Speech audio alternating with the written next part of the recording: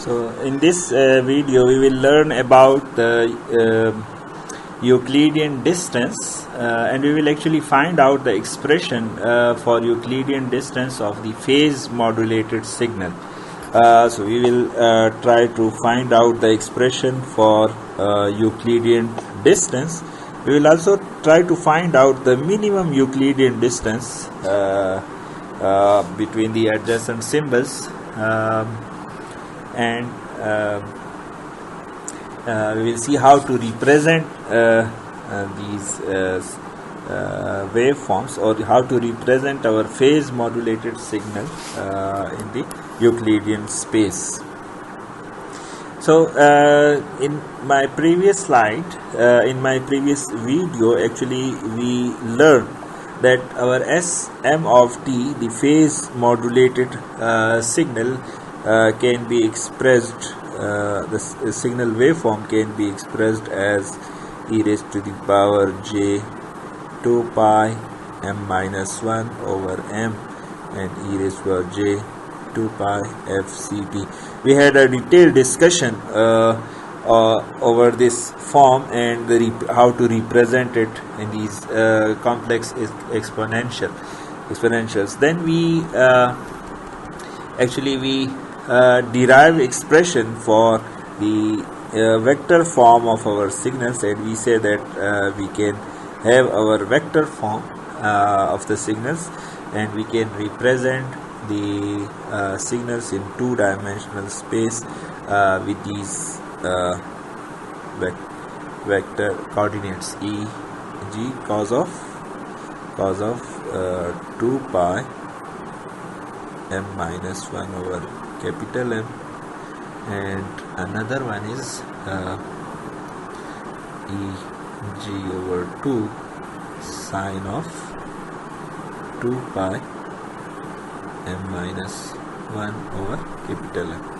So we said that these are actually the two vectorial representation of our signals, or simply we just represent it as a m1 and a m2, just two coordinates as two coordinates. Now with this knowledge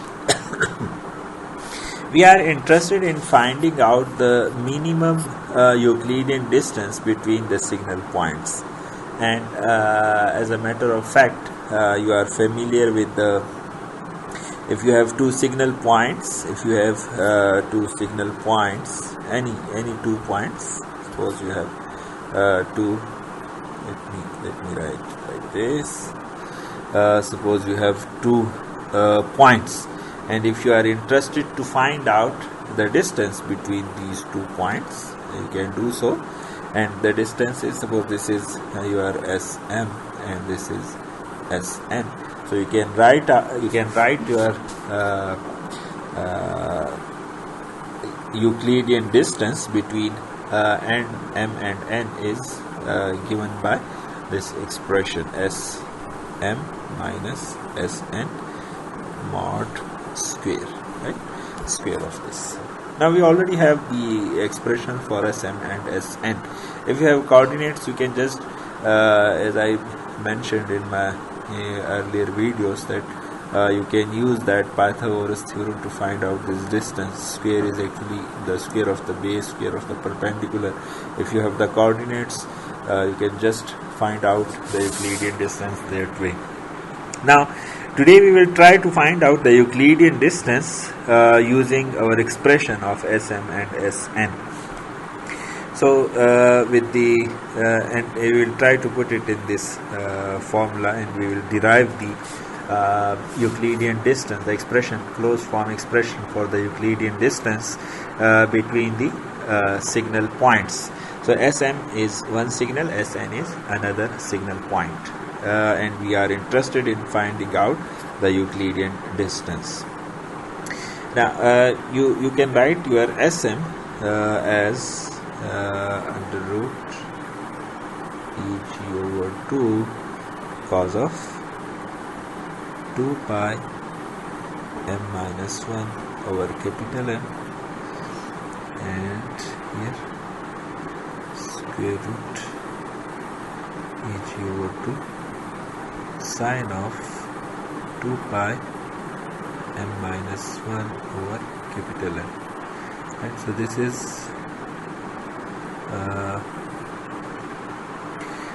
the our point Sm. Similarly, our point Sn, you can write it Sn, and Sn would be Eg over 2 cos of 2 pi over m. You have n minus 1, right? Sn, so you have n minus 1, and similarly here you have Eg over 2 sine of 2 pi. Now instead of m you will use n minus 1 over m. So this is how these are the 2 points. We are interested in finding out the Euclidean distance between these two. So let me find out the Sm minus Sn now. We are interested in finding out Sm minus Sn whole square, right? So if we put it in that expression, if we substitute these value in our above expression, how it would look like? The distance would be under root, and then you have Sm minus Sn. So when you have 2 points with xy coordinates, Sm minus Sn is just, you can say it is under root Eg over 2 cos of 2 pi m minus 1 over capital M. This minus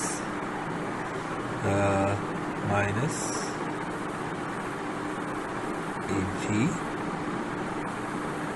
cos of 2 pi n minus 1 over capital M. Right, this square of this plus square of the other term. Other term is Eg over 2 cos of 2 pi m minus 1 over capital M. Now the second term is, now I did this minus this whole square. Now I will write this minus this whole square, right? So here I should have sine term. Here it should be sine of 2 pi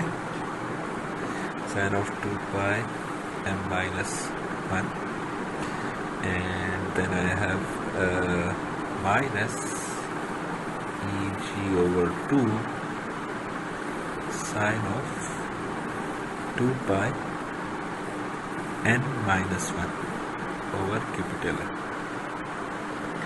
right?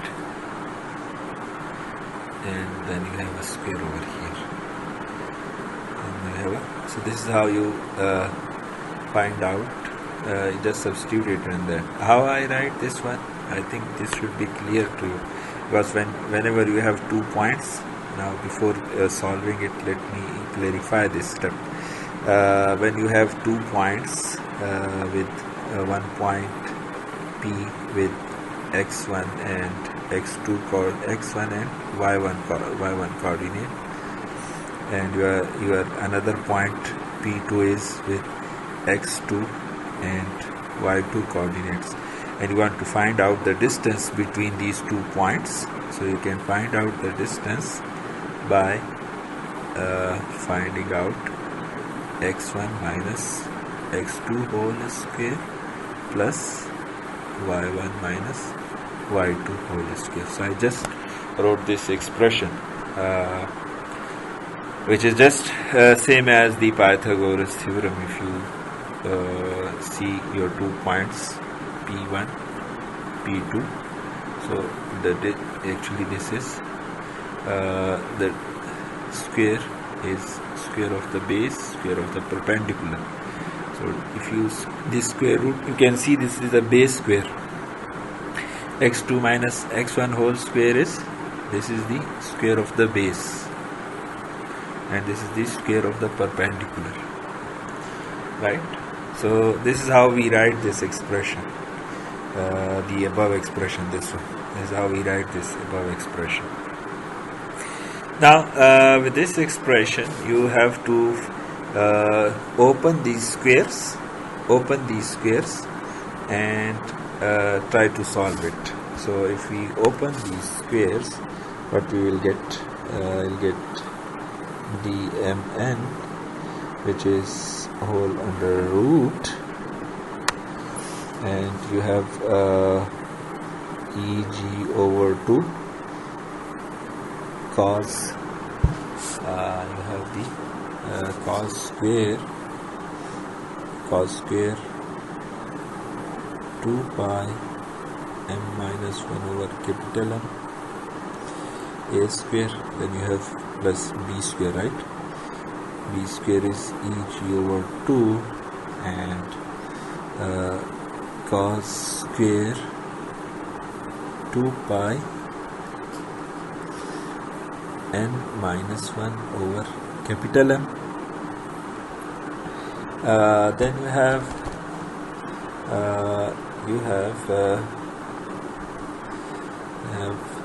minus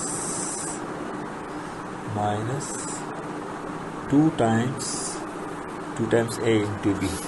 So 2 times a into b would be 2 times eg over 2, another eg over 2 from b term, and then we have cos of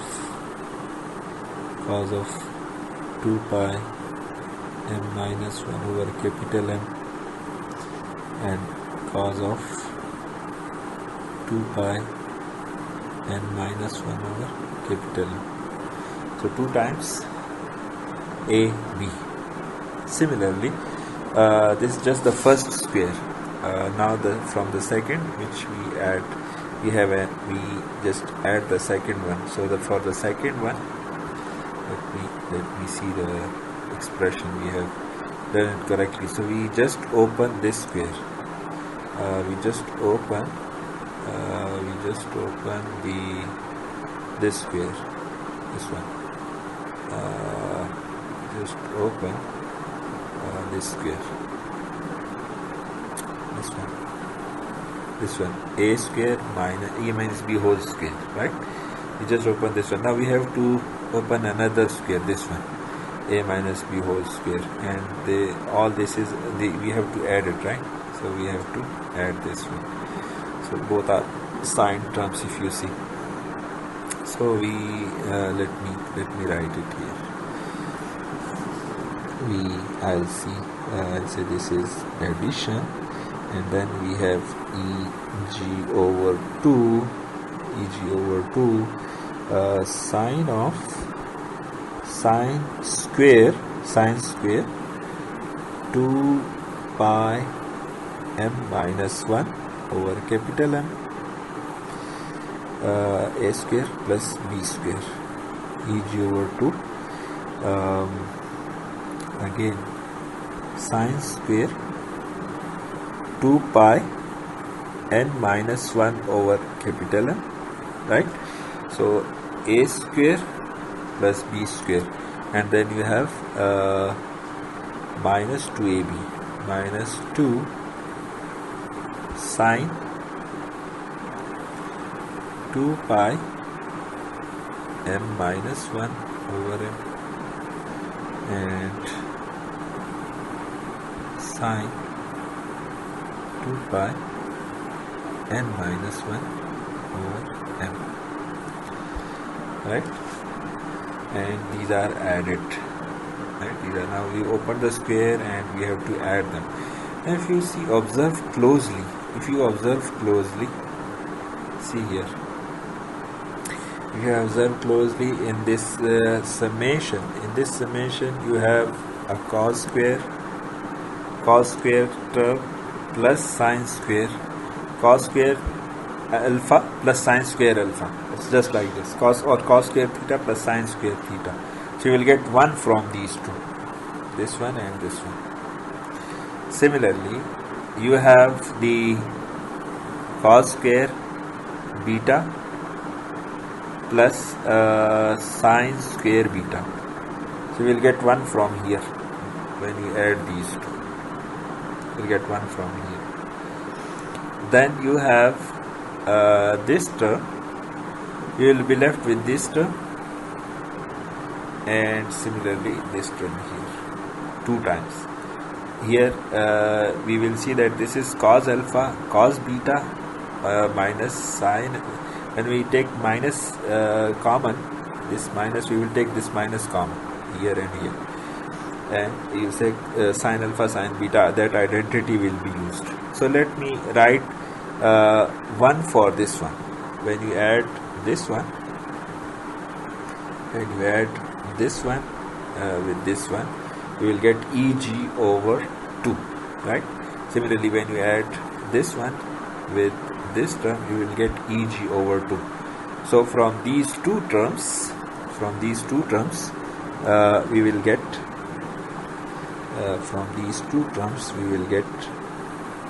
Eg over 2. Under root is there, right? Then we have Eg over 2. Then we will take 2 common, and when we take 2 common, we have inside the bracket cos of 2 pi m minus 1 over capital M, and cos of this, cos of 2 pi n minus 1 over capital M, and then plus sine of 2 pi m minus 1 over capital M, and sine of 2 pi n minus 1 over capital M. Right, I'll close this bracket here. It's open and this is closed. Now if you observe this closely, what we can do, we can rewrite it as now this is Eg over 2. Eg over 2 is Eg, and then you have you will get Eg, and then you have 2 times this one minus 2 times. Let me write it again, minus 2 times. Now this cos alpha, cos beta plus sine alpha, sine beta can be written as cos of alpha minus beta. So we can write it to cos of 2 pi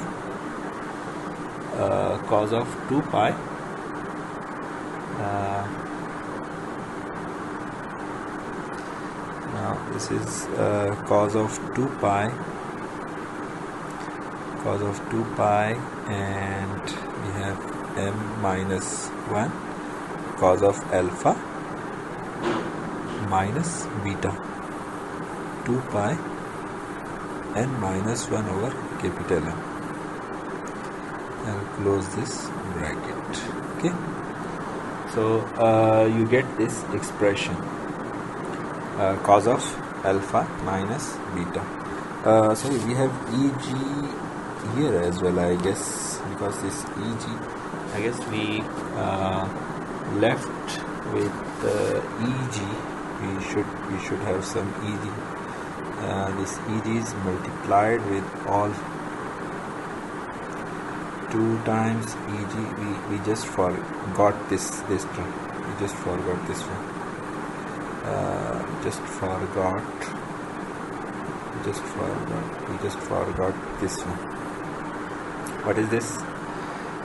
This is actually 2 times Eg over 2, instead of Eg over 2 times, we should have just one time. This is we have to take it common, right? I guess this is we did some mistake in this writing Eg. If you go back, a square plus b square plus 2ab. So let me see it. I think we just did a little bit mistake here while writing this a square plus b square. So when we write a square, we have to take the square of this term, right? So a square plus b square, this minus this whole square, no, this minus this whole square. So a square plus b square for 2 times a into b. So we will we just forgot this square root. That is why we in the end we should get just Eg over 2. Here we should have a square root. A square b square is okay, but here we should have a square root. Let me write that square root and then I'll go ahead, because this will create a big problem here. This we should write here under root, and this is also square root, right? Square root. So actually this and this will cancel out and we will be left with Eg only. The square root will be left with Eg only. So we can go ahead. We can just say that okay, our Eg over 2 is here, and we also have an Eg term. We also have an Eg term in this place. We also have an Eg term here. Right? We also have an Eg term here, which should also be in the preceding step. It should also appear here as well, right? So now it's okay. We just forgot to write that one. Now you can write it as Eg. Just take this Eg common, right? Eg common, and there is no more 2, right? There is no more 2. This 2 is also this 2 also disappear, because we just say that okay, we can write this minus 2, or we have we just write it Eg over 2. 2 is there. Let me see it from here. 2 times sine of alpha and sine of beta. So we have this Eg over 2 plus Eg over 2 plus 2 times Eg. So 2 is actually there. Eg over 2 and 2 times Eg. So this is there. Okay, this Eg over 2 and 2 times Eg. So it is there. Now what happens if we say okay, let me write it here.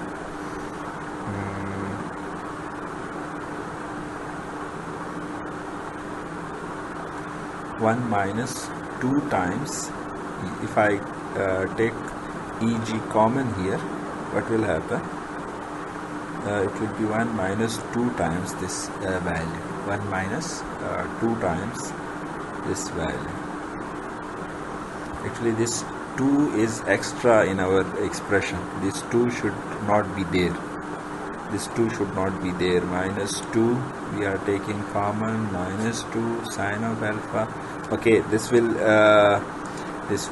disappear in the equations. Okay, just try to solve it, and then you will see what happens. So we have Eg.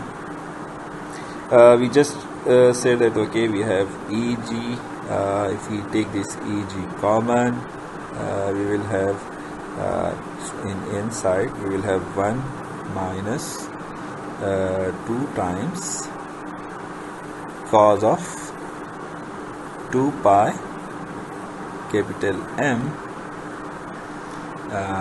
This is actually M minus N. This simplifies to 2 times M minus N, right? This is 2 times M minus N. Now we have this 2 extra in our expression. If you compare it with the expression of your book, we have this 2 extra. Now see how this 2 can disappear, because this should not be there. I think we just write an extra 2, but let's see where this 2 comes from. Let me write it again. Minus a square plus b square minus 2 times, this is a square plus b square minus 2 times. Okay, let me start from this step. This is our a square term. This is our a square term, right? Our a square term, our b square term, a square plus b square, and then we have a minus b minus 2 times a into b. So this is correct. If you go ahead to here, it is okay. If we go to the next step, we have to add a square plus b square, and then again we have minus 2 times a into b. Now minus 2 times a into b, minus 2 times a into b, this 2 disappears now here. This is our mistake, as we did here in this 2 times a into b. See this one, we have to write 2 times a into b, and we will be left with only Eg here. Instead of 2, we will be left with Eg here. See, 2 times a into b, we will be left with Eg. Now if we are left with Eg, we can just take out this Eg common. Now it's okay. Now I guess it is okay. So no more 2 here, right? No more 2 here. This 2 is not there. We are Eg over 2, and this 2 times a into b is only Eg. You will be left with only Eg, right? No more 2. So this was our mistake which we did during the calculation. So you just remove this 2 from the step. Just remove this 2. Remove this one. So again you have only Eg, and when you come here to the final step, you will have no more 2. This Eg will be common, and we will have no more 2. So it's correct now. Our expression exactly matches the expression of the book. So in the book you have the Euclidean distance, which is equal to the energy 1 minus cos of 2 pi m minus n over n. So this is how we get this expression. This is how we get this expression for the Euclidean distance. Now if you observe, we can also find out the minimum Euclidean distance. We know that these m and n are integers, right? M and n are integers. So the if m and n are integers, the minimum distance, because these two m and n, they represent different symbols, right? Sm and Sn, different symbols, Sm and Sn. So the minimum distance would be between the when these m and n are successive integers like 1, 2. So the minimum distance would be when these are successive integers, and the difference between successive integers is unity. The difference between 0 and 1 is unity, 1 and 2 is unity, 2 and 3 is unity. So the difference between successive integers is unity. So the minimum Euclidean distance would be the distance between the adjacent symbols. So we can say that we can derive the expression for the minimum Euclidean distance by substituting m minus n, the magnitude of m minus n to be unity, successive integers. So if we take this one and we put it in our expression, it would be 1 minus cos of 2 pi over capital M. So this is the minimum Euclidean distance of a phase modulated signal. The minimum Euclidean distance of a phase modulated signal. With this meaning, we can also rewrite it in another form. If you see this expression, 1 minus cos of 2 times pi n. So if you recall your trigonometric identity, your sine square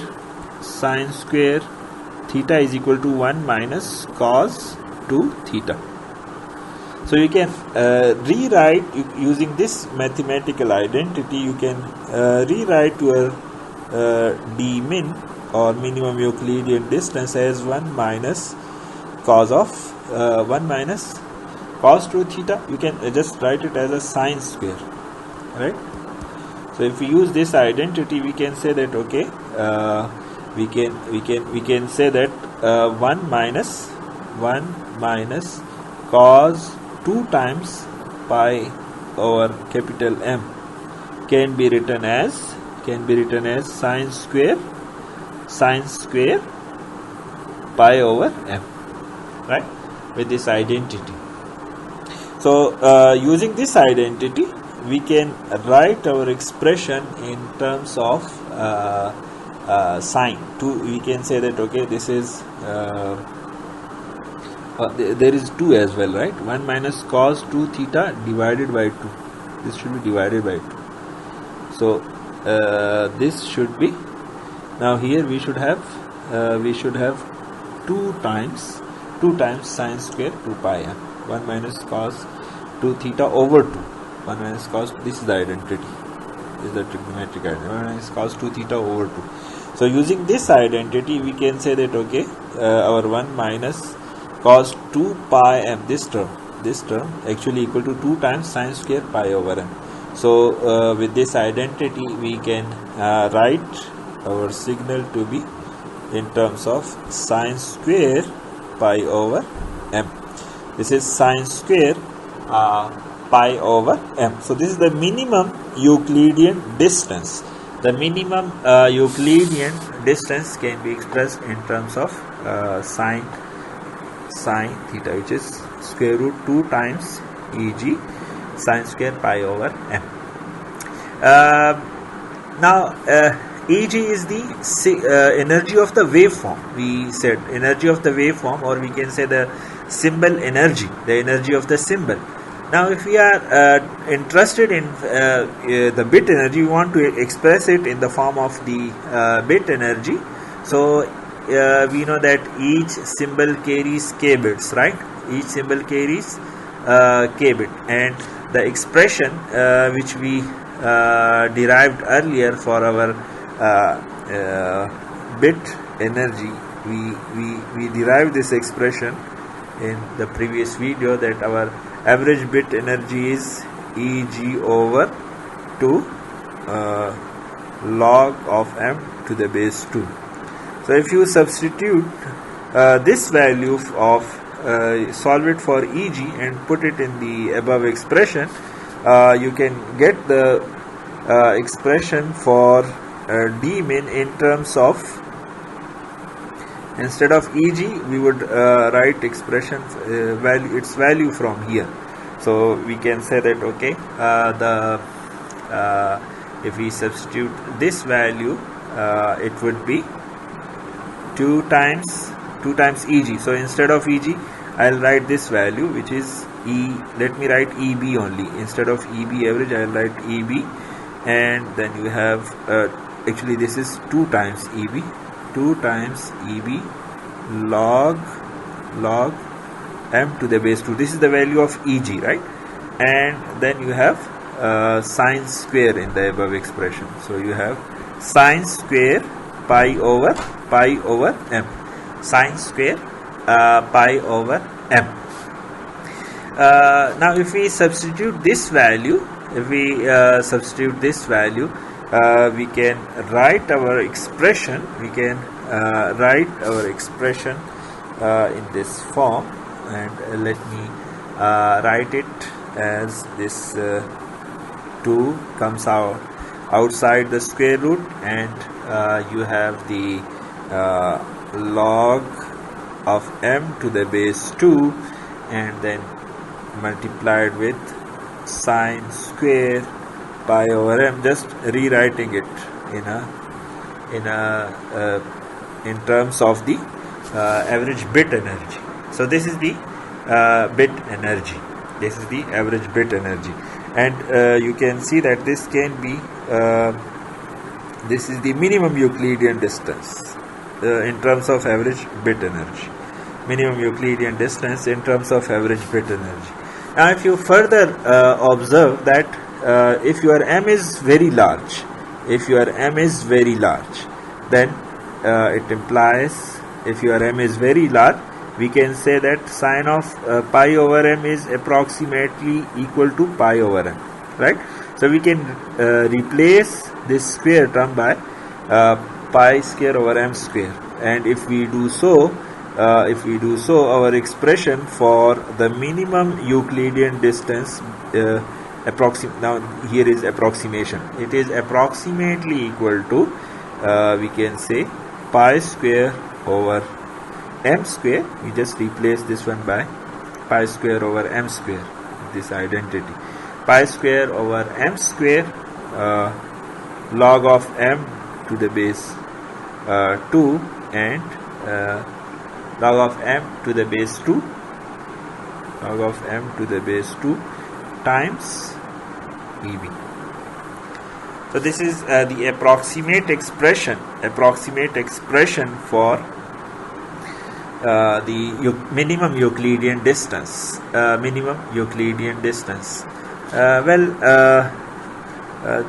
So we were just trying to derive the Euclidean distance for M array PSK, M array phase modulation scheme, and as we saw that we have in M array phase modulation scheme, our signal vector Sm is just it is actually represented by these 2 coordinates, which shows that our PSK signal is 2-dimensional with phi 1 and phi 2, and with if you observe the constellation, if you have m equal to 2, you just have 2 symbols, one here and one here, and this is known as the BPSK. This is the signal constellation for BPSK, a representation of a 1 and a 0, and you can always find the Euclidean distance between these signal points using the expression which we just derived, right? Similarly, when you are m, this is when your m is equal to 2. When your m is equal to 4, we say it's QPSK. When your m is equal to 4, we have 4 signal points in the signal space. We have phi 1 of t here and phi 2 of t here, and the 4 signal points are you can find out the phases, and you can draw it in the signal constellation, these 4 signal points, and each signal point carries 2 bits. So this is the bit assignment, which is known as the gray coded bit assignment, because the adjacent symbols, the adjacent symbols varies by just 1 bit. So if you see the adjacent symbols, for example, if you take this symbol and see the adjacent symbol, this one, it only the first bit is different in these two, only the first bit, so 1 bit difference. Similarly, if you take these two, only 1 bit difference, and you can always find the Euclidean distance by above expression. Similarly, you can check these adjacent symbols as well. So the adjacent symbols differ by 1 bit in gray coding. If you have m equal to 8, if you have m equal to 8, you can see that in your space you have 8 signal points, and each signal point carry 2 bits. So you have 8 signal points for here on these axes, and for, of course, here. So on a circle you have 4 signal points. You can always have this circle and you have 8 signal points on this circle. With the gray coding, each symbol carries 3 bits. So this symbol carries 3 bits. Similarly, this symbol carries 3 bits, and so on. This symbol carries 3 bits. You can see these gray coded bits in your book. You can always find the Euclidean distance using our above expression. So this is these are all the bit assignment, which is the gray coded bit assignment for these symbols, and the adjacent symbols differ by 1 bit only. So this M8 8 array PSK or octal PSK, it is also known as octal PSK, 8 array PSK. Similarly, you can go for higher values of M. And another variant of the PSK is known as pi by 4 PSK. Another variant is pi by 4 PSK. So if you see the variant pi by 4 PSK, it is actually QPSK shifted by pi by 4. Shifted by each symbol, the phase of each symbol is shifted by pi by 4. So it's the same as QPSK. The magnitude doesn't change, just the phase changes, and the 4 signal points have 4 different phases. So in this video, in this lecture, we derived the expression for Euclidean distance. We also derived an expression for the minimum Euclidean distance. So you derive the expression for Euclidean distance and the minimum Euclidean distance for M-array phase modulation scheme.